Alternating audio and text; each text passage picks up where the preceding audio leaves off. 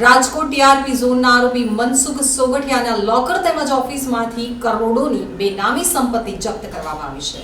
રાજકોટ મહાનગરપાલિકાના તત્કાલીન ટીપીઓ અને ટીઆરપી ગેમ ઝોન અગ્નિકાંડના આરોપી મનસુખ સાગઠિયાની ઓફિસ ખાતે સીલ ખોલી સર્ચ કરવામાં આવતા 5 કરોડની રોકડ રકમ તેમજ 15 કરોડથી વધુનું 20 કિલો સોનું તેમજ 2 કિલો ચાંદી મળી આવ્યું છે.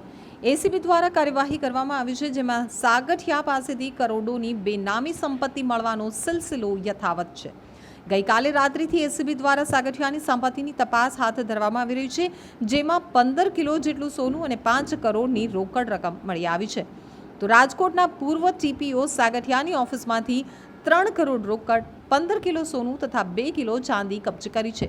રાજકોટ ટીઆરપી ગેમ ઝોન અગ્નિકાંડમાં મનપાના પૂર્વ ટીપીઓ એમડી સાગઠિયાની ધરપકડ કરી જેલ હવાલે કર્યા બાદ એસીબી દ્વારા તપાસ કરતા તેની પાસે આવક કરતા 410% વધુ અપ્રમાણસરની મિલકત મળી આવતા વધુ એક ગુનો નોંધવામાં આવ્યો હતો.